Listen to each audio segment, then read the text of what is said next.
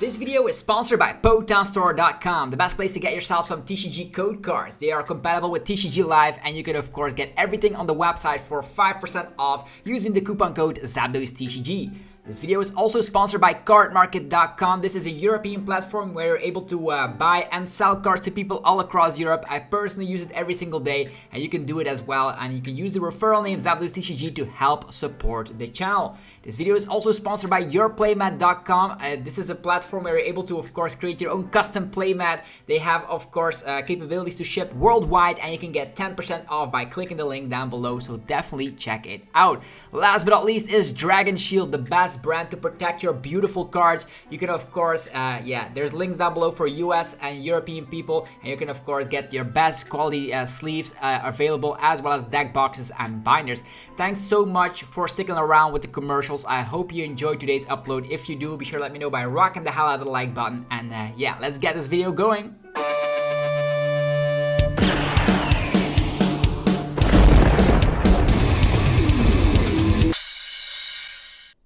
For the next. Okay, Sup YouTube, it's ZapdosTCG here, and welcome back to another video on my channel. Today we have our special guest, Steffen Eriksson, the all-knowing god of the Pokemon TCG. He is has been playing for so long, so we invited him again for some extra knowledge, because this is the perfect time to be talking rotation. They have announced it, and now we're finishing this series, part 3, so hopefully you guys will enjoy. If you guys are enjoying the content, let me know by rocking the hell out of the like button. And with that being said, Steffen Eriksson, for the people that have been sleeping under a rock, tell me a little bit about yourself. Well, thank you very much for having me, first and foremost. Once again, I love coming back. This is just fun to get an excuse to talk a lot about Pokemon. How can I ever pass that up? And all-knowing, well, how to boost my ego. Let's put it like that. Well, I see a lot of like trophies and stuff behind you. You have been playing for so many years, so that's why we're that's why we're inviting you, because currently you are a judge, also head judge. That just got the news. I think it was yesterday that. Congratulations. That I'll be one of the red shirts in Utrecht. So that's a home field advantage, I would call it at this point. And the same goes for you. This must be your home field, right? Yeah, I always as well as, right? I play well in the Netherlands. Like it was also Utrecht, the same venue, I think. I got top 16, so... And the only thing that stopped me from getting into top 8 was flying Pikachu VMAX when I was playing Reggie. So, yeah, nothing to do, I suppose. Well, you know what? You know it's possible to play Reggies, right? just you know... Yeah, it is possible, but we need to get that invite, so leaving the Reggies behind for now. So we actually we're talking about rotation. If you skip part 1 and part 2, for the people that have been recently getting into the TCG, this will be more familiar territory, as we will we're going into the Sun and Moon sets, and these were really good. I remember them actually putting a lot of emphasis onto stage 2s again, just like we have currently with EXs. Then the GXs came to town with a powerful GX move. Who remembers those days? Oh, those were the times. Let's not sleep too much on that, because that was very, very big moment. We talked in the past episodes about all these mechanics that got introduced in turns, and now this whole GX marker really made its impression here. Let's put it like that. We are here at 2018 to 2019, so we have Sun and Moon all the way going into Unbroken Bonds, which was legal for Worlds, if I recall. And I believe so too. And the whole point, why Unbroken Bonds was so interesting, now I have to dive down in my memory and all these kind of things, because Unbroken Bonds, what do we have in there? Did we hit Mewtwo yet? No, and I think that was the crazy thing, right? Because they did rotation just before Worlds. That was the crazy part there. That was the 2019 format. Oh wait, that was the whole thing where people play Reshisard all over the place with 4 players as the only supporter. Exactly. And then you just spammed on Reshisard. Limitless. So, but before that happened, this is going to be the season where, let's see here, Sun and Moon, which formats were there, sets. Sun and Moon was the regular set with the Decidueye sniping. There was still something about we that had the going around. And I think you're missing one very important point. The rotation happens here, right? But people already knew about GX markers, because some of the sets were, of course, introduced already. Exactly. This was just the first rotation that this happened. And I think what is really important to note here, the rise, or Still not the rise, has already been there, but Tapu Lele was the thing, right? Yeah, Guardians Rising brought Mhm. Wonder Tag, the all-knowing, powerful ability that was almost included in every deck. Some even played 4 Yeah. copies, like Torch Innovation on Zoroark. That was the thing. Yeah, so the whole thing, like this whole era was just Zorak was pretty good. I think, the whole thing to quote Tord a bit, I believe he said something in the lines like drawing cards is good. That is a very easy statement, but you can see it coming back again and again that drawing cards are good. We saw it, well, skip ahead, Gardevoir. Right now is also drawing cards. Yeah. We saw there with Zorak, he did the thing, and he even paired Zorak with Gardevoir at this time, I believe, Yeah, also. indeed. And I think Gardevoir EX, actually GX, it's all crazy with all Hey, yeah, these. you have to be, Have to you have to be be careful acknowledged. here. V's, EXs, GXs, whatever. So they were GXs, and I think Gardevoir won in the end Yeah, that in the was World Diego. Championships. Yeah. Yeah, that was Diego from Argentina, who won that year. Don't hook me up with his last name because I can't pronounce it properly, so I don't want to shame him by mispronouncing his last name.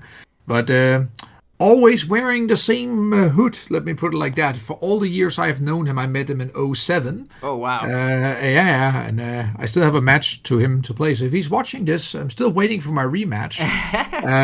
I lost to him in top 16 in Worlds 2007. Oh, wow. And then fast forward 12 years, and then he wins Worlds with Gardevoir EX. Absolutely You know what I magnificent. think? Like every single time Pokemon prints Gardevoir, it's busted. Wow, how does that even happen? Damn. Well, I have actually a collection of this. I should actually just go through the Gardevoir collection because every single one, almost every single one of them are busted. Like you can go all the way back to the first release of it. It was so sick with Psy Shadow. I believe that was the very first one. Psy Shadow Gardevoir for EX Sandstorm. Wow. Okay, you see, we're already back in an old episode again. But fast forward, we're talking Burning Shadows, which brought some cool stuff. Crimson Invasion brought some really cool stuff. And Oh, yeah. Crimson Invasion, wasn't that the set that was legal for, was it an international tournament? Like yes, Buzzwell came yes, around, I know. yes, sir. You hit Boswell, and you hit some very interesting things this season as well. Also, because I'm also thinking about that was even where I played Wobbuffet Break and stuff. But I will be an absolute madman if I wouldn't mention the best card that was printed in this entire block. I am totally not biased, by the way, Joshua here, but it was Blacephalon. no. I knew it would come from you, of course. It was that, or you would play Zapdos, right? Funny enough, you would play Yes, Zapdos. team up. Yeah, That team up was Zapdos. No, I'm pointing towards Ultra Prism. What was laying in Ultra Prism? good It could, question. it could, it could Ult- attack. It could defend. It could be a very annoying card. Let me think. Like Ultra Prism, there are lots of Ultra Beasts and stuff that still came out. Yeah, but I hope that I'm right about now. I'm actually looking at Lunala, the set list. Solgaleo, what as in Ultra Prism? There Yeah, were yeah, no, Prism Star indeed. cards? You are missing one card. I'll give it to you. I'll give it to you. It's fine. It's fine. It's fine. Oranguro. Haha. Oh no! Was that Oh, yeah. resource management? Yeah, that was resource management hit the Oh, that scene at was that time. so annoying to deal with. That card. Like, who remembers like Sableye with the junk hunt? Well, this was 10 times worse. Well, I can say that it was because it became way more apparent. Time has also shifted already back then from Junk Hunt. Junk Hunt was still broken in its own way, but Oranguro simply took it to a completely different level because what it had over Sableye was, well, it could also do serious damage. For 60 damage and Confused, it was never bad. Profound Knowledge was a good attack. It had a lot more hit points also to add Yeah. on to it. And it just had a lot of better package going for it back then because you paired it with Pidgeot, which was so good to mill for your own deck.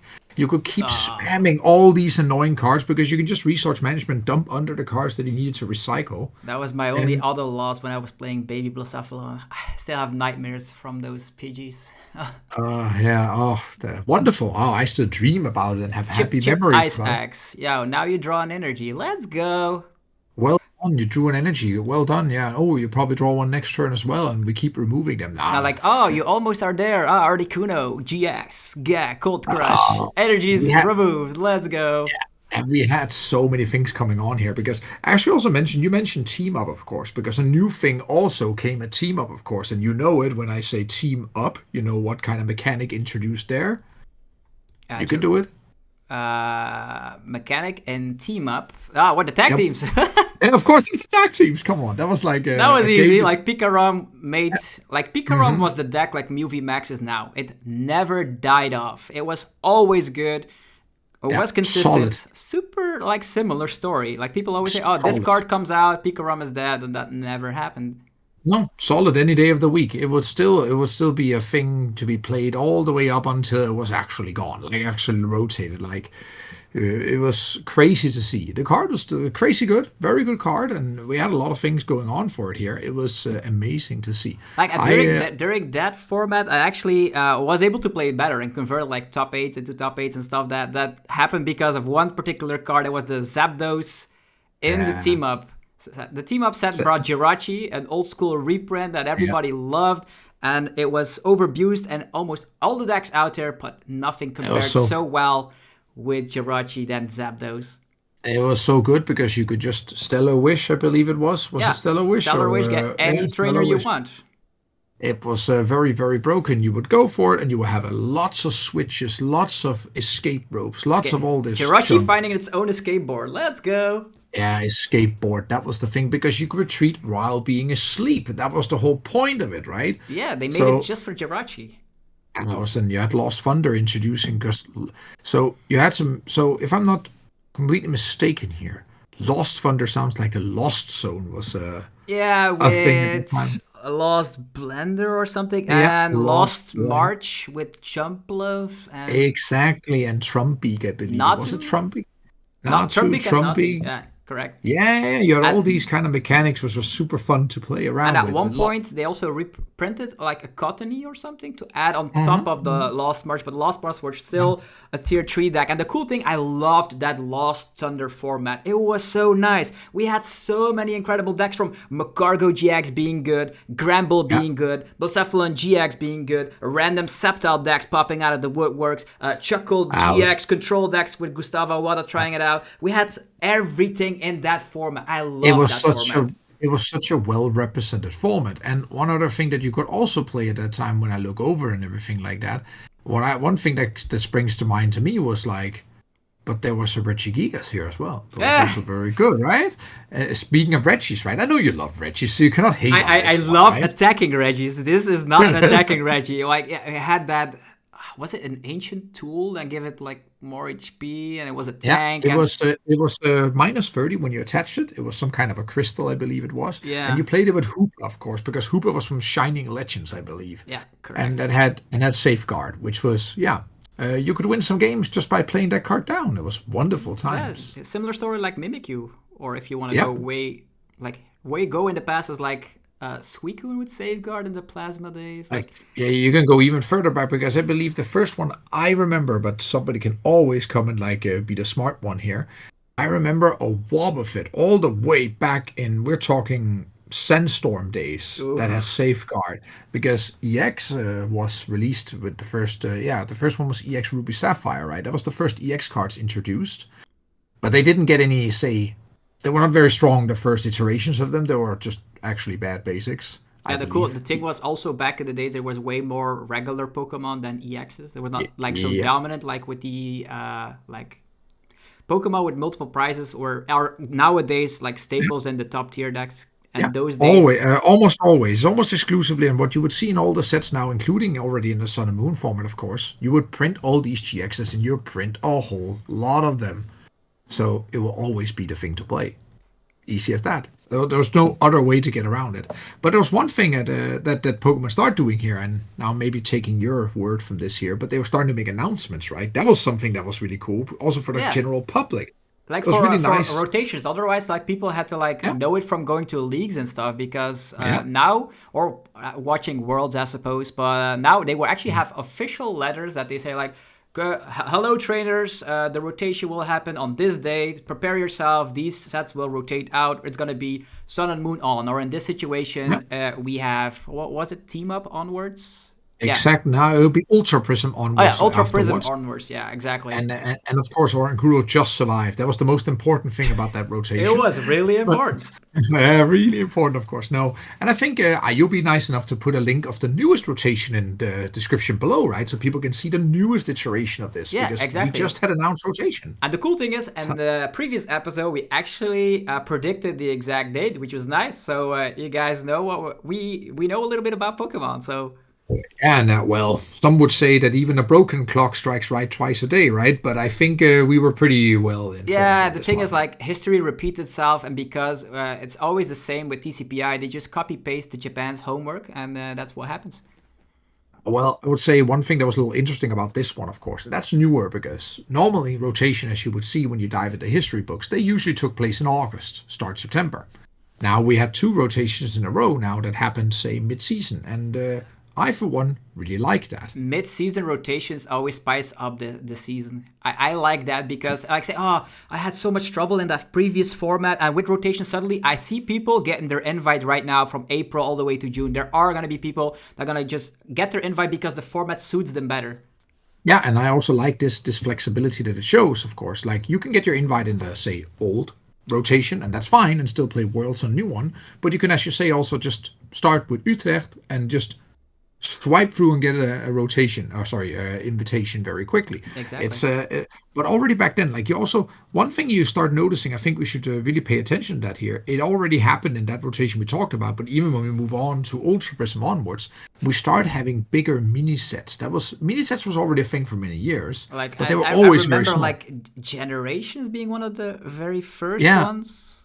yeah, so Generations was there. That was one of the first ones. Then you had like Shining Legends would just rotate now, but then we would still have Hidden Fates. And we still remember all the when is Hidden Fates legal and stuff like that jokes. But all these sets started becoming like substantial.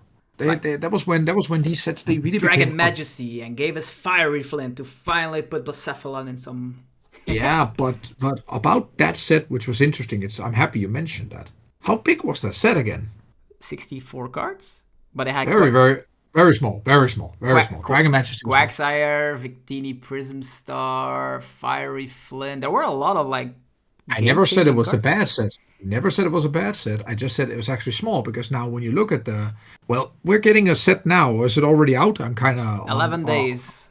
11 days, and that set I saw that there was number like it was less than 100 cards in the main, and then more above 200 or something crazy when you looked at all The the collectors cards. will just, yeah, they get another challenge. But the good thing is, most cards these days are really cheap. I was looking like I Yeah. remember when Scarlet and Violet dropped, and like, oh, I pulled Miraidon Altar or Gardevoir Altar. And it's like, yes, I have a card here. It's probably gonna be $100. I was so wrong. I'm checking it now. It's like $30 max. Yeah, and back then, like speaking of like, we just left Tapu Lele, but opening Leles were always great because those were really high value at Exactly. times. Like the Rainbow Lele's went for $70 at one point, which were really, Yeah, really, and they were really. I loved crazy. the Rainbow Lele. Not a fan of the Yeah, Rainbow cards, but the Rainbow Lele, it but I stuck think out. now when we're sitting in the 1920, and I'm looking at the sets over here in the list, and I look down the list here, and I'm gonna click on one here just to be sure, and then I'm gonna just tell you that. What about the following card? I'm looking at this one here, and was it that one exactly? No, that was not the one. Oh no, I wanted so bad to pull out a certain set and say like, what about this card? Oh, it isn't that set. Oh yeah, that's because Cosmic Eclipse was the biggest set still printed, right? At that time, Exactly. 230, yeah, 236 cards in the main set. But what card did that set bring that changed everything? And people still hate that card to this day or love it. 3 letters. Yes, ADP. To the game. ADP. And a fun fact about anybody who knows a little bit about ADP out there, ADP was never being able to play at a world championship. You Oh. could never play ADP at a world championship. I actually was able to play in the Players' Cup and beat Tort with ADP. That's how strong it was now. You get it?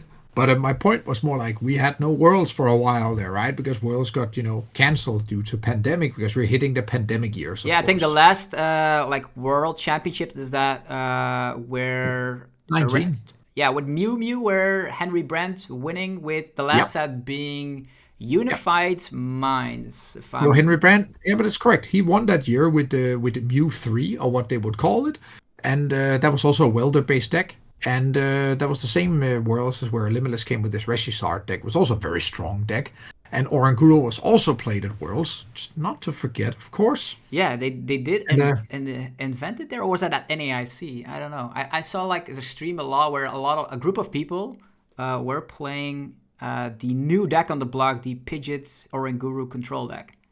Exactly, that was where it first came out, that in the first version of the deck. I should also mention that Worlds, that probably made you proud because I played Baby Bicephalon at Worlds. Really? I did. I didn't have a testing crew back then. I actually was just currently I was just a content creator. I was not like that highly into the competitive scene, but as soon as like Zapdos dropped, I performed incredibly well. Like I made my own Zapdos deck with Lucario. And that worked like a charm. Got my Worlds invite on like 3 tournaments alone. It was like, I got my entire Worlds invite in those years just only playing Control.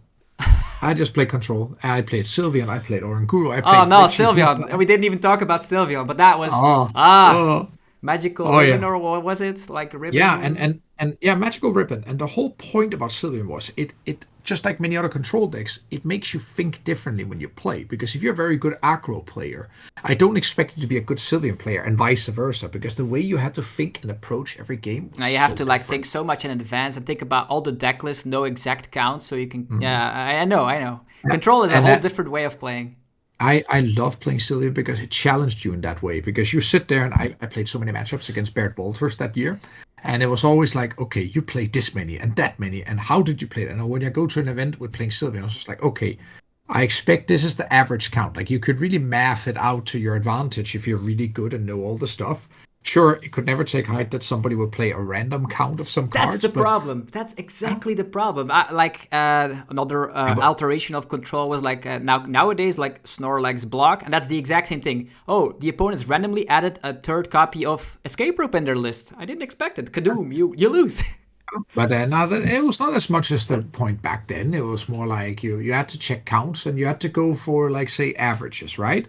You had to go was most expected, and to be honest, it is just a different way of playing. You see it now when people play Control. Snorlax is indeed a deck that falls in this type of category of deck. Of course, a little bit more stall than Control. Yeah, we can talk about mill, Control, stall, and all the nuances between all that, but that's not the point here. I would just categorize them as fun decks because I think they're fun decks. But you are completely different. For me, it's turbo aggro decks. Those are like more like my cup of tea. Oh, don't get me wrong. I sometimes also play that. I like playing that, but I'm more like I always had some kind of like a tendency more to play this here. But in this kind of thing, we had Cosmic Eclipse, which was huge, I remember. And even when people played ADP and all these cards that were coming out, it was also really interesting to see. Oh, you also had Florch's Dolls, by the way, because Lily's Pokédoll. Lily's Pokédoll was awesome. I played that in my Blacephalon deck as well. 2 copies, just to like it was Green's Blacephalon, just to have like the additional turn. Yeah, because often if they didn't have a Gust card, which was the form of, wait, I can do this. No, wait, Guzma rotated already, right? So what was the Gust there? I'm gonna help you. Custom Catcher. Oh, ew. I happily forgot all about that stuff. Whoa, I remember it fondly because I had to make a deck during Worlds 2019. There was no Gust shenanigans, not that I know of at least. And I had to play Custom Catchers, and I also had to play Pokemon Fan Club because all the ball engine, that was the harshest rotation I've ever seen in my life. Like, that was the rotation 2019, just before Worlds, and the only cards you had was like, I think it was Quick Ball and Cherish Ball or something. No, it was not even that. It was Cherish Ball and something else.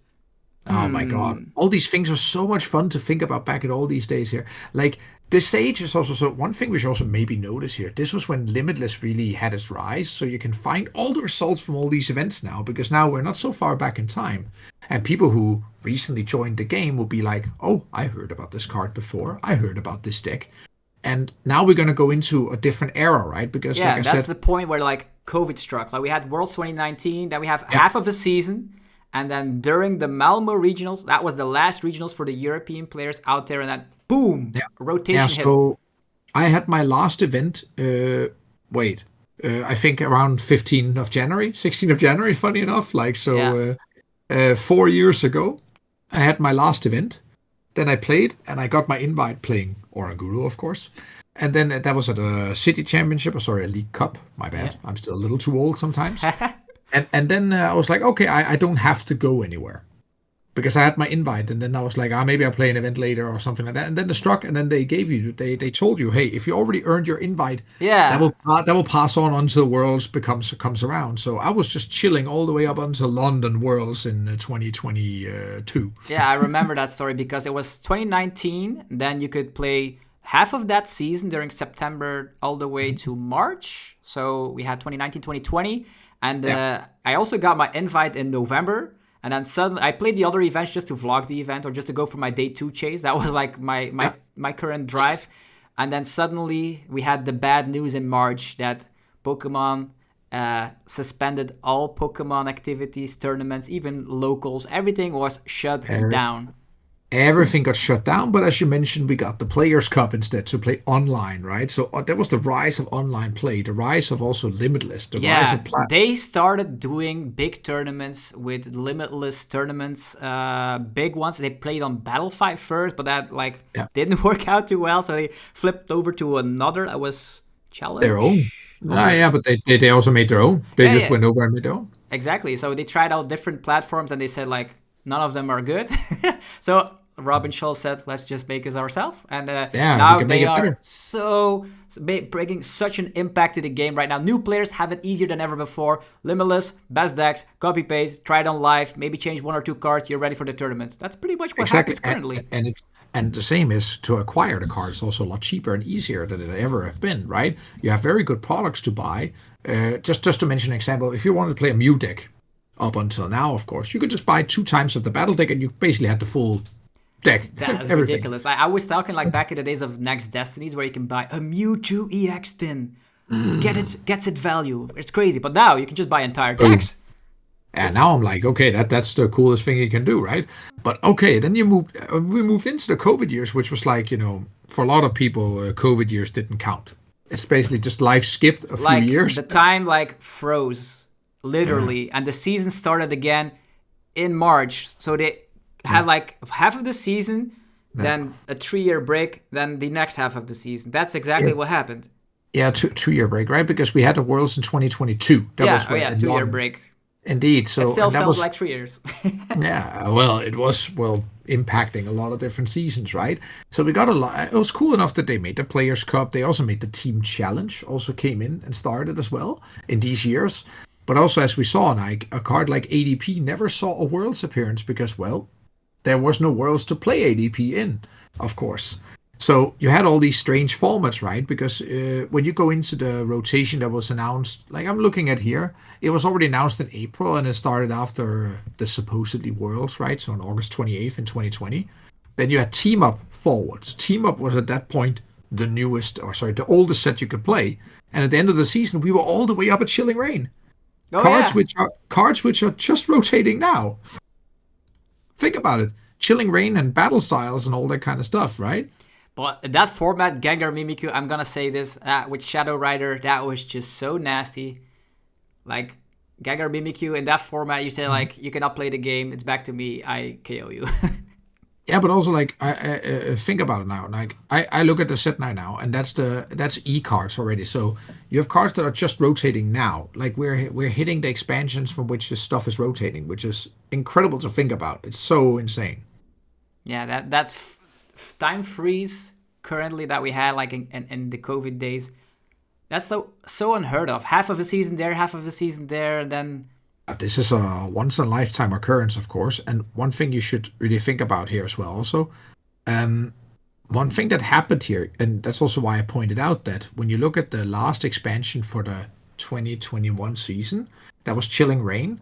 Notice that it's only rotating now in beginning 2024. How long those cards actually were Yeah, there? they waited with rotation, and there's also something to do with, like, there was a very difficult season, I recall, where you were not able to play locals but only regionals. Yeah, And I believe that was wasn't that the world's invite for Japan? That you yeah, no that was no that no was no. No, think that was London. London was London, yeah, that was yeah, it. London was the one you could only get points with regionals until like the very yeah. late bit of the season. Yeah, indeed, because what they did was basically they said, okay, if you had an invite already, you could keep it. And then we had only regionals or above remainders. So you could get an invite already by just by doing those, but you had to get like what, 300 points or was it lower? They lowered. 350 for Europe. Was it Yeah, that? I think they lowered it to 250. Wasn't it crazy that they lowered it or something like that? There was I remember that being very, very Yeah, I think that low. was the number, right? No, I Yeah, think that they indeed. lowered it for Japan. That's the thing. They lowered it to 250 for Japan. Like I think we're mix matching things. I think It could very well. London was still 350 Yeah. if I recall. But the Well, problem was is that you can not get points with locals, and people were very upset because why can't we play regionals and not locals? And there was like this debacle and about. yeah, there was a huge discussion, a discussion I don't want to go into intricacies about. What I rather want to mention on say, a slightly less controversial topic, I wouldn't call it controversial, but people can be a little sore about this topic. But with the introduction of the Sword and Shield series, something new also happened. You We got the cannot. regulation. We got regulation markers. That's Yeah, what the I'm left bottom. Now it's way easier for hmm like knowing which cards are legal and not. But that also meant that sometimes they print cards in future sets that are not going to be legal the same amount of years like other cards in the set. Like an Yeah, example is cleansing gloves that came in Astral Radiance, for example, yeah. is an E regulation mark and rotates in April. Yeah, this year. So You know because we guessed it, right? So we knew yeah, exactly we what knew already, but the fact was is that cards can rotate even though they are printed in later sets. That's something they can now do, which in the past they were not able to do. Yeah, and one thing I was like, I still find a little weird. So yes, I like that it's very easy to check with the regulation markers. I'm all aboard on that. But I find it more irritating now when you have to sort out for a rotation and when you have to sort the sets collection wise. It's a little I annoying. miss set symbols as well. Yeah, set symbols were. That was the back of the day. Well, I came from days where there was a top card on a booster. You know, when you bought a booster I box, there was know, one like card. fire red, leaf green, and there was a charm in the Yeah, top box topper. I yeah, love yeah. that. Yeah, and I remember my first box topper. That was a Mew. It was a Mew from Holland Phantom, right? That was the Holland Phantom box topper Mew. Ah, good days. Was it a Holland Phantom box topper? I believe it was that. So, in any case, it's a very, very good memories. But Chilling Rain was not good memory for me. I still, that's it. Bah. It's Chilling because Rain. I hate. There's the Galarian Zapdos in there. You cannot be mad No, about that. oh, no, it has Ice Rider. I don't like Ice Rider out of principle. Bah. That card is annoying. Yeah, there. It also had a name. If we're looking at the video games, it had a name, and when people say, "Do you know this Pokemon?" It's like, "Oh, that's an Ice Rider," but it has a different a Clash year or whatever. Yeah, Calyrex Ice Rider, right? Yeah, strange. And And also, Calyrex like, Shadow Rider, like you said yourself a little earlier. yeah, there was like now we are in really like territory where like we had shady dealing shenanigans. They were stepping into the toes of like every deck paired with Inteleon is busted. But also one thing you do notice right now is that, like I said, the rotation schedule changed here now because every year before, basically, it was always by 2 years. So it was in 1819, 1920, and 2021. And then it starts becoming 21 to 23 because we had a long gap before a rotation happened. Yeah, they We just had wanted to make Lugia powerfuler than it was initially supposed to be. If that's your way to take it, fine. Whatever rationale you want to give to losing to Lugia or something like that, it's all fine. And then we move on. And oh, one thing almost forgot: fairy cards left the format around this time as well. Yeah, like it wasn't that with Sword and Shield, but there was Yeah, another big thing with Sword and Shield. yeah, They had like three big announcements. First of all, fairy types leaving the building, not coming yeah. back. Basic fairy energy is also banned. The first basic energy that ever gets banned. Hilarious. Sad.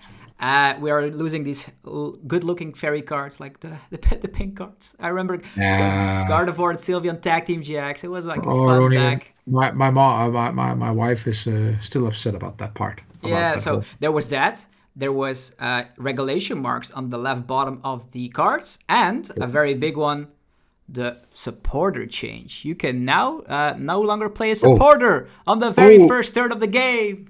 So no more Wait. turn 1 Welder, turn 1 Grease Exploration, you name it, it's gone. Oh, really? That was that year? Oh my Yeah, god! that So was the many. year when you say like, I'm playing Blacephalon, oh, I go second.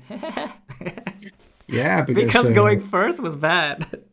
oh my god, yeah. Well, that was very, very strange. Now, see, it already feels so long ago that they Yeah. made this rule change, and like heck, when I started, we were high rolling for who started. That was tournament policy when I started. That's how far back we have to go. Now we have the newest big change. Indeed, was the supporter rule. Yeah, and Huge. that's I think it's better because the person going second can attack, but the person going first can set up first. Definitely with cards like the Danny GX thrown in the format, where you can draw a lot of cards on your very first turn. Very similar to Squawkabilly for people playing recently. You have a supporter Pokemon that allows you to draw cards, even though you're not able to technically draw cards with supporter because you're not able to play a supporter, but you can draw cards with like Acrobank, the Dene, etc. You can dig into the game.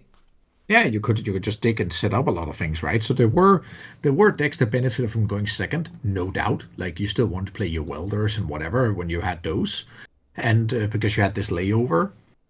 But you also had other decks that was fine going second. Like it was okay. You just wanted to set up. You could still evolve first. Yeah, that's the thing. So I think this is healthier for the game. It's like I remember like, can you imagine turn 1 supporter rule that's not implemented? That you can play a supporter turn 1 right now. Well, if you say right now, crazy, crazy. Like back in the day when you could go turn 1, I remember the turn 1 supporter when you could Jetsis when you went first. That was quite fun. Yeah. You can disrupt anyone currently. Yeah, but I know right now, of course, it And also the depends reason on. why they had to do that is like turn 1 Marnie would have been so crazy. Oh, don't even like. But you're forgetting kind of a thing, Joshua. Like we just spoke about the Sun and Moon format. There was a card I think we missed. That was Let Loose. That could happen turn Yeah, one when you again, Shining Legends. But that yeah. only came busted when Yeah. Pikarom came into the format and an attacking deck that doesn't need to evolve, that can attack on the very first turn of the game, swooping your entire field with like Thunder Mountain and what else Yeah. did he have? Tapu Tapu Koko Koko Prism Prism. Star, attach Yeah. the turn, boom, 150. Then you accelerate energy to the bench, and yeah, you're sitting there And and you have only 4 cards after a Let Loose. So he's like, and your and electro power and all these kind of sick cards, right? But yeah, now all the things are very very well. This whole thing here was very much what we would expect it to be, right? You had Sword and Shield all the way up into Crown Zenith, which is we all know what's going on here. We all knew this here. Well, that was back when April 13th that we have a new. That was EUIC was played under the old or the new regulation at that point. That year. let me check. We have, of course, this. I think it was the 20. Was it 27 that we rotated all that? No, it was the other one. Here, Sword and Shield, the 2022 season. Yeah. And let's see here. The format starts going into effect. It was the format after that, I guess. For example, like the format after that, the one from the 2023 year. That's the one I should be looking at if I can find it. Exactly. It's all about finding all these intricacies everywhere. But I love just talking about these things. Like the because- deregulation mark or later that rotated out was during April because of the fact that Lugia stuck around like up until like the Utrecht special event, I recall. Yeah, you're absolutely correct. Like this is a complete miss for me. So of course when the announcement was made on April 21st, so of course you could play UIC under the current sets there with Sword and Shield onwards. I remember that because that was the UIC where I played. I played that UIC because I would judge the next one, but I played that when I played Umbreon Eldegoss Loop. Ah, yeah, another Infinite Loop. Credit goes to Sander for also working on that out and fine-tuned that. We were like 5 or 6 people who played that deck. And, yeah, so Sander it was still with Sword and Shield cards. Like I think it was like Eldegoss was also from Rebel Clash. So yes, correct. So you would simply just loop this forever because that was the first time I never thought I was going to play a card like was it Town Store or Shopping Center? Shopping Center. Yeah, that didn't see a lot of play. No, many of these cards never saw play, my friend. Like all these things when you got to play Sun and Moon Badge, because that was the whole engine or the whole idea was that when you had Sun and Moon Badge, you could play Lysander or boss's order, sorry, sure, but it would not have any effect. Just like with Cool, Primal right? Groudon. That I, was fantastic. the card, like, I should also make a video about like the top 10 cards we want to have back in the format. I think But Field Blower, come on, blow it all I, away. I think when people will be tired when I've listed Lusamine for the 5th time in the top 10 or something like that, that I think it is a very divided opinion about these things here. I got a lot of ideas as well here, but these top videos, they're quite nice. And there are some cards here where you think like, oh my God, I missed it. But we had that every year when something rotated. Go a little back. Everybody missed Yuxi. Go back. People missed Cladle. Go back, people, you see all these like cards we miss, and of course they were good, they were nice to play, they were game defining. And now with the rotation we're having right now, where we saw here with the regulation, D Margaret left last year, and now And that was crazy because people had to like make decks without Inteleon and the shady dealings and everything that came with it, and also all the special energies got rotated out. Reggie's was meh. I think Pokemon just got tired of watching Arc Intel mirrors. I think that's it. Yeah, but that was kind of like you could say it's skill based, but on the other hand, like who finds Sharon Scare, who has the best setup? I know exactly what you mean, but do you know how you beat an Arc Intel? Like really, really fun way to do it. Yeah, just play Beedrill and. You can do even better because I know what you played. You can just play V Union, Mewtwo V Union, boom, boom, boom, fly. There you go. Mewtwo V Union. That was such a nice card. Yeah, because that's leaving now, my friend. That's leaving now. Like that is an E regulation marker, I believe, right? Who ever thought like a V Union scene play? Like it started with NEIC and Sander with the control deck of Mewtwo V Union, and I was so glad to see that a V Union actually got it all the way to the top tables. I always love to see like niche, unique cards that never see play at top tables. That's the thing I like. Remember. Credit should really go to Mace at this point as well. So because I believe that Mace actually came with the original idea, pitched it with Sander, they built it in the airport together with David Roldhoff. I also got messages and we just bounced some cards. This is good, this is good, this is good. And then they put it together and they tested it severely up onto NIC and they did so well with it. Well deserved. Yeah, it was a fantastic invention. They built a super solid deck. That took everybody just by surprise. This was completely thinking out of the box. Fantastic times. I love when we see these kind of decks just completely surprise the field. Like right now, it hasn't happened lately. These kind of things, not much, right? Like special, unique things. People go in and you play a complete new deck and you completely blow off the field, like complete new concept. It's been a while since I make videos about like a Goldangle Palkia, I guess, but. Yeah, but I mean, like, did you go and win an event with that or multiple top cuts out of nowhere? No, it's not the same idea. But I get it. Like, it's there's still one thing I like about the format right now. It's one of the widest formats we had in, because you have so many sets, of course, it's going to be a wide format. And that's the crazy thing. Like, we had the format where Lugia had 40% meta share. Or 30% meta share. I'm over exaggerating, but it felt that way. Or you had the picture of Palkia reaching all top 8 spots. Yeah, that was in Australia, right? Yeah, it was in Australia indeed. And I still remember that picture. We've come a long way since then, where people were complaining that the format was too mono, so to speak. Yeah, well, Worlds 2022 was the Palkia domination, and then we had Mewtwo V Union being part of that format. Pablo Meza putting Reggies on the map. What else was in there? Arc Intel.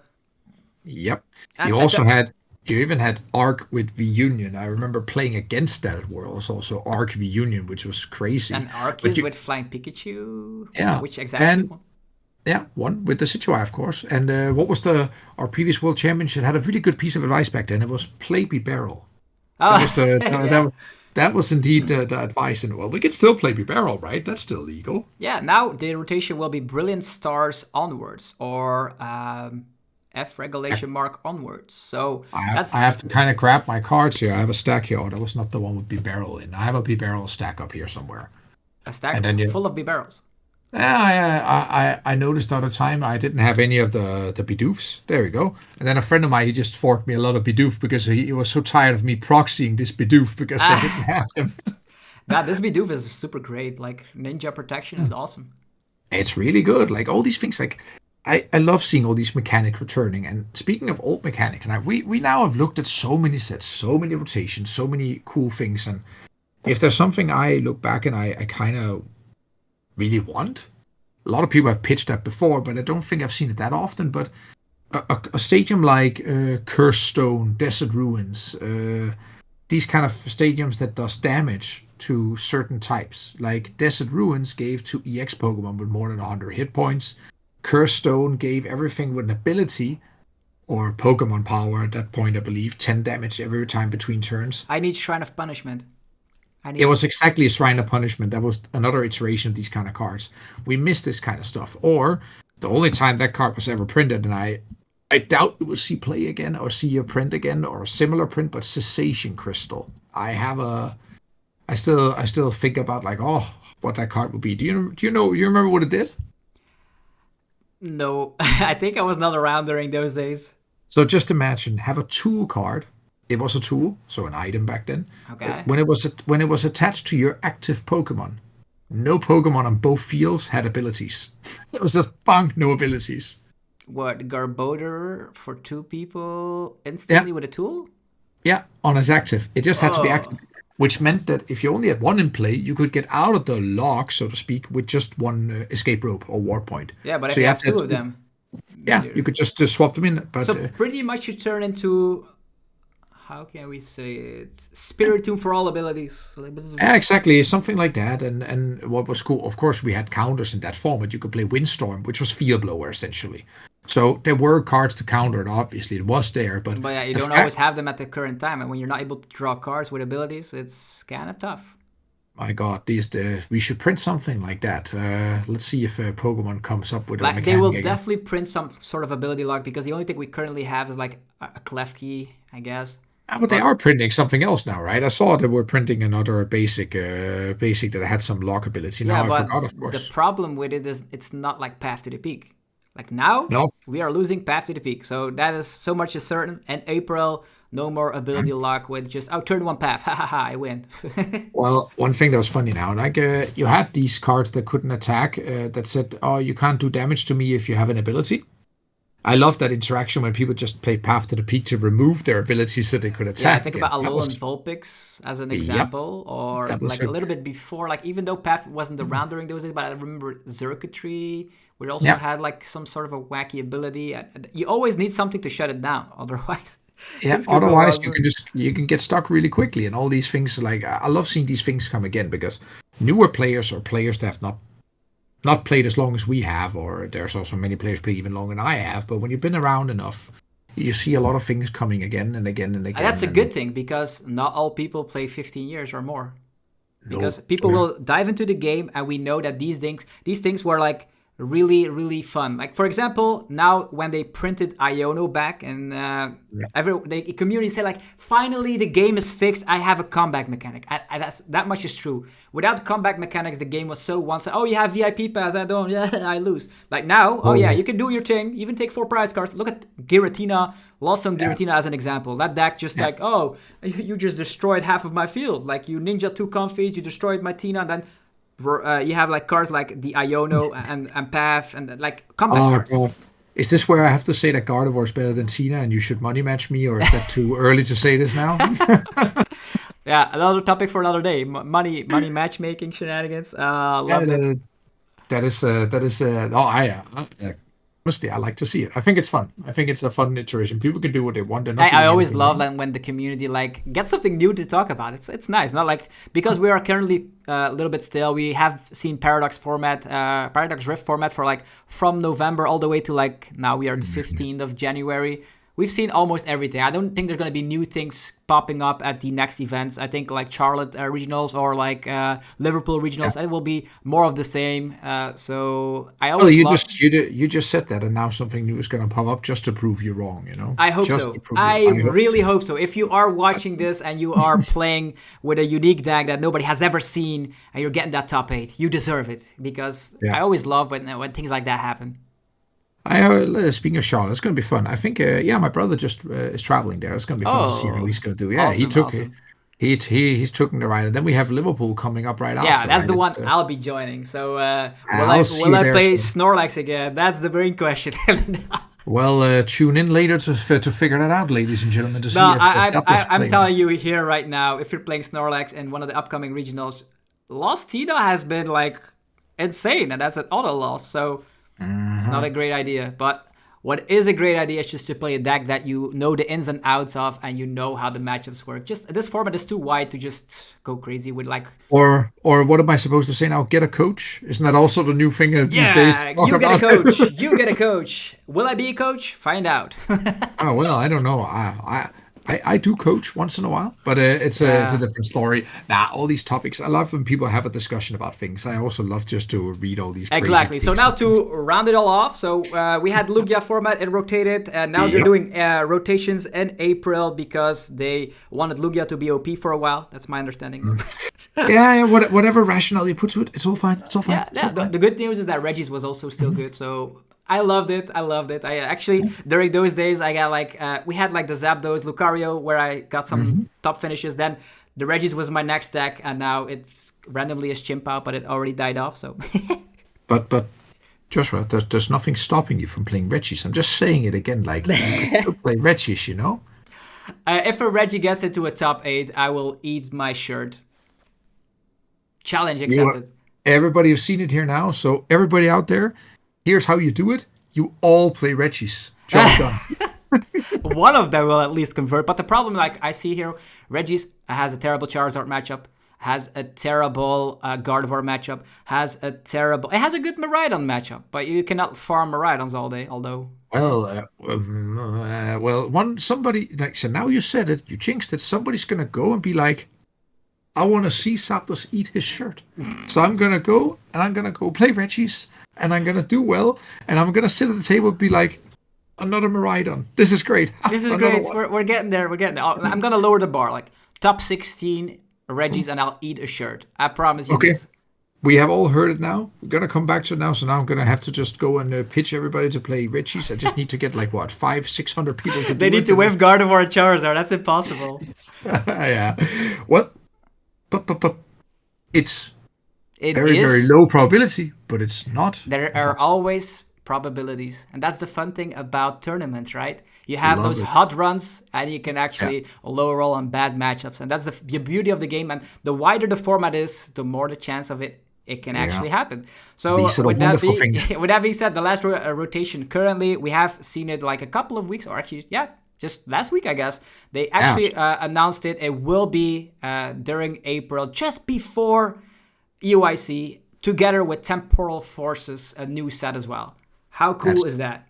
This is going to be massive. Like, even as so I'll be, we don't know yet, but I applied for judging, so hopefully I will be a judge there. Don't know yet, but it will be very interesting to see. And a lot of cards to learn, a lot of interactions to check out before the event starts. It's going to be big. Like, even if you don't play, you can watch games play out on stream, and the stream quality has been top-notch these last couple of years, and they've only improved ever since like the COVID days. Like they stepped up their game. Every tournament is getting at least a stream, which is crazy.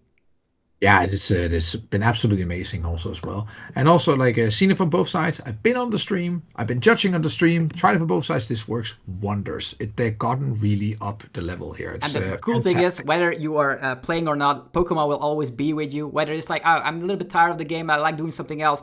You can become judge. You can show your knowledge, and that's exactly what you're doing. So we're having both perspectives of playing this fantastic game. It's gonna be interesting to see. So I want you to keep special eye on Utrecht, because you may have a little surprise of a new thing that's happening there. I think you would enjoy that. So, the last time you were at Utrecht, like judging, me and my teammate were playing against each other. I love that. Like you watching around, but everyone's so serious in day 2. But the moment you're seeing a teammate during day 2, you know you're gonna have a good time. You guys were having too much fun with that, so I had to come around and watch that game. Of course, I remember that very vividly. I was right there, watching like, what's happening here? Because if one could brick, that was a game as well of bricking. I saw that. That was one hell of a fun game to watch. But all fun. We all made full circle now. This is amazing. And Exactly. So many rotations throughout the years. This was, exactly the perfect time to post part 3. If you want to learn more about rotation, I've made 3 videos already, like the best cards we're losing, all the cards in general we're losing, and which decks I'm going to have to adapt and will rotate out. So that's always something you should check out. Before we leave, I want to know, Steffen, which are the top 5 cards you will miss in this E-block regulation? Oh, you're asking me difficult questions. So things I would really miss. Well, everybody will hate me when I say I miss Battle of the P-Pass, but no, I don't. I don't. No, I was I personally really enjoy cards like. Also very much a Rapid Strike fan. I came in way too late on this, but I really enjoy Rapid Strike. So I'm personally going to miss that because I think it was very much fun to also Solid play. Choice. And see as well. And we cannot get around it. Like, as much as I hated Mew. Don't say Mew. Okay, don't say Mew. It's more like, it was interesting to see, more like, one thing people point out correctly is like, what is Drapion going to do now? Just sit in the binder. Oh, no. Well, you can technically Mirage Gate onto it to KO Gardevoir. Technically speaking, right? No, but there's a lot of things like I need to go and look at the E-regulation markers because I know a lot of cards are going to be missing, but I haven't really made my mind. Let's lower down to top 3. For me personally, I'll be missing Mew from Celebrations. That card was so damn nice. Of course you would do that because you just like to go and look at your top 6, pick a trainer and have at it, right? Yeah, exactly. I love doing that. It's like the Jirachi vibes. Another card I will really miss is Escape Rope. I love putting the opponent into stressful situations because they need to choose first, and sometimes I win games that I shouldn't be able to win because the opponent selected the wrong card. What about Judge? Judge is not rotating, by the way. Because it is. It actually got reprinted in Scarlet and Violet. I did my homework. Oh my God, you have me on that one. That actually hurts that you got me on that one. Dang. Damn. I have to. I'm fact checking you right now, because I'm like, no way you're gonna go and have me on that one. So let me just see your control. Damn it! That's right. Damn it. Yeah, the more recent the years come, the more I know some stuff because I'm doing this 24/7. So now there's a card I'm gonna miss. I'm as objective as I can be. I'm really gonna miss Umbreon VMAX. Umbreon VMAX, like a soft part in your heart because of the Sun and Moon badge. Actually, the Moon and Sun badge. Why did they name it Moon and Sun badge? That doesn't make any sense. Well, don't start on rationale why they name things the way they named it because you know how this goes, right? So there's some things. Another video for another time. Mistranslations. You have enough things to go at to talk about and whatnot. But there's I'm not allowed to say Mew and these kind of things. Of course, I've been banned from saying that. But I really like the whole Rapid Strike thing. That was just really much fun to play. If I can mention a card, I'm happy to see Leaf. The other side of the spectrum. Let's go. Get out of here, Ice Rider. I don't want to look at you anymore. I see where this is going from. This is from on the stream where you got destroyed. It still haunts me. Well, I did get to do sound effects and animation effects, so how the V-Union was put together and exploded. But no, of course, V-Union, is one of my most favorite cards that's going to go. I'm very sad to see that go. For me, I have a hate-love relationship with Path. When I play it, I love it. When I see it played against me, I hate it. So I don't like an ability-free format. Can you imagine Squawkabilly all day? Well, I've played in a format where you could play cards with decks with no energies at all. Florgus Dolls, let's go. Munchlax Party, flip a coin, and just... You can go way further back and play Destiny, I think the deck was called back then. It was so much fun. But that's another topic for another day. Exactly. Now, I think the last thing I want to say here, what I'm really happy is to see go, Battle VIP Pass. Yeah, one-sided games. Yeah, I'm so happy to see that card You should see that as well. When you're walking through the hall, when people are playing, you always have these one-sided matches where player A, attach pass. Player 2, can I play 2 VIP pass at the same time? Yeah, and be like... Triggered! Yeah, but the only correct response to that is as an opponent say you have a good deck. The only response to that is GG. Damn, but I get your point. I get the frustration. The one-sided games. I love it when one player plays Battle VIP Pass, Next player plays also one VIP pass. You both get to enjoy the game. You have your late game potential and all that. But you have so many games where it's so one-sided. Oh, I'm happy to just have one Ultra Ball. I'm playing down. Oh, here you go. There is, let's say, which deck? Oh, I'm placing down a Charmander. And then the other player's like, oh, 2 VIP pass. Their entire board explodes and they're drawing cards with Mew. They're slapping down Path, another card that rotates. They're slapping down Judge. They're using Luxray. They're stripping your hand. It's like, is this fun? Well, it depends on the view of it, right? Yeah. Like I'm hearing a great game from one side here, right? Yeah. But it will be happy. I'll be happy because everybody has to play and actually make their deck consistent. No more high rolling on VIP passes. It's gonna be we're playing 4 Nazball, we're playing 4 Ultra Ball, we're playing 4 of the new sandwich cards. I don't know what's it called. Maybe I can be a little. I wouldn't be a cynical or anything like that. But there's gonna come a new crappy card that's gonna ruin it all again. Like it's always like that, right? Is Scattering Aroma still in the format? Let's just throw that in as well. Let's go. I don't think it's in there, but Erica's Invitation is. Erica's Invitation. You are like a fanatic of Control Install. How do you feel about the fact we're losing Echoing Horn? It's okay. It's because Echoing Horn plays very well into cards like Snorlax and these kind of things, but you're getting way better cards, Joshua. You're getting infinitely better cards. Did you see the reveal of the supporter that goes at your opponent's hand and discards 2 items? That is insane. just think about that for a moment. Like, we're gonna go into the time chamber. We are here. Oh, I'm playing against Charizard. Oh, I'm playing Control. Poof, 2 candies. Discarded. Discarded. Oh, yeah. Discarded. It's insane. It's insane. And then go back. I will play my newly reprinted Oranguru Resource Management. Nah, that's Dark Timeline stuff. Sorry. Imagine an A-Spec tool card with Resource Management as 1 colorless energy.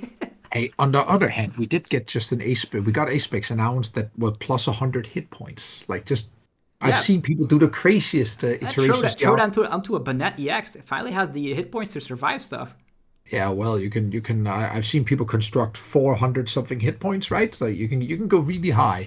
I need to sit down and also work out the math on that. Venusaur EX with this tool together with was there like Cricketune to boost your HP? Oh dang! What a monster! And what a monster! And then suddenly, just take Wigglytuff. That one's also a big. Yeah, exactly. And then Frenzied Gouging. Oh no! Oh, pooey, yeah. And or just I'm just gonna go in a Star Requiem. Oh, so good. Like, the game is currently in a healthy format, and let's hope they continue on. As we all know, the next rotation, if you have to take a guess, 2025 April. Yeah, right up to UIC. If UIC is going to still stick in April, but we don't know that. And it's going to be... We don't even know when exactly Worlds is, officially speaking, right? We don't know. Do you have any idea? Aren't you like judging Worlds or... Oh, I can do this. Let me just say. Wait. I'm just... Psychic? It will happen in 2024. Oh, I could do better. I'll get my calendar with me. Here we go. I would say it is going to be in the weekend of the 9th August to 11th August, or the 16th through 18th August. So if you book a trip, if you want to do book a trip already with insurance with cancellation insurance, and you could just book, so you overlap those 2 weekends, and I think you should be good. Not 100% confirmed, just speculation, but as we learn, Pokemon likes to repeat itself, which is the case here with rotations as well. So we rotated in April last year, we're rotating in April to this year. I wanna finish with a curveball. Just a little twist to it. All right, let's go. Shoot it, Steffen. Well, NAIC moved back significantly. That means that there's a lot of window. The window just got much larger for where Worlds could be. I'm just putting it out there. It could just be that it could be put in July. What's stopping you from putting it in July now? So you're saying that the current NAIC moved a bit to the it moved backwards, June, right? NAIC moved backwards, right? Because NAIC usually was around beginning July, right? It moved back to in early June now in New Orleans. Really? I really need to check this. Let's get some. Double check. Yeah, go and double check me now. This is interesting, I think. Yeah, it's a cliffhanger, right, for the video? Yeah, it's a good one. It's a good one. No. So let's check it out. Currently, Yeah. limitless tournaments. Edit tournament filter. No hub. There we go. We scroll down. 100 slots per page. Type in NEIC. That was not the way I would do it, but Okay, we have NEIC 2022 and end of June, 24th of June. Okay, then we had it. Let's just go a little bit back. NEIC 2019, also June 21st, and now Pokemon International. I have it here, 7th to 9th of June. That's that's 3 weeks before it. Yeah. Why? What's going on? I don't know. Well, this is scary, right? Because like the things that I actually predicted right now could be entirely flipped around. Yeah, well, there's probably somebody out there who knows, but truth be told, I know nothing. I have no idea. I'm just putting. You know nothing. Who are you, Jon Snow? Well. In any case, in this case, the only thing I do know is that NAIC is earlier than usual, a lot earlier than usual. That is a fact. That makes me scared. I think I will wait with booking a flight or definitely get insurance if you're like going on my dates. But we know where Worlds is going to be. Yeah, Honolulu, Hawaii. That's going to be fantastic because it was at Hawaii during 2012. And it was on 07 and 10 as well. Ooh. That's one of their favorite locations, right? Because yeah, but it's different now because in 07, 10, and 12, it was all in Kona on the big island there. Yeah. Now this is the first time it's going to be in Honolulu. Everyone knows that city. Yeah, this is going to be cool. But I don't know. Like, I'm just guessing here. I'm just speculating. Like, as much as the next one, I haven't spent considerable amount of time. I just noticed that, hey, NAIC is a lot earlier. There could be anybody out there. There could be somewhere. So that is the question. That should be a video. Why is NAIC earlier? And just speculation. ID speculation videos. Yeah, I like him. You're gonna have so much fun with those. Now, I'm just putting out there. Maybe it gets announced tomorrow or next week or in a month. Who knows? They will definitely announce a lot during Pokemon Day in February. So if I have to like give a little tip, wait 1 month before like booking a lot of crazy stuff because they probably will announce it. 100%. Let's just see how this is gonna go. So yeah, Steffen, thank you for joining today's video, part 3 of the rotation through the years. I'll think about more videos we could do as a little collab because these are a lot of fun to do. And if you have any final words, shoot at the YouTube right now. Well, thanks again for having me, everyone there. And I hope I can continue making some Pokemath. For those who haven't tried out, shout out to Epic Splash. Epic Splash, let's go. Best game you could play if you are going 0-3 drop. You might as well flop a little further, We'll go and flip some coins. Okay. Thank you for having me, Joshua. All right. Have a great evening. And everyone watching, subscribe for more content. I'll see you guys soon. Peace.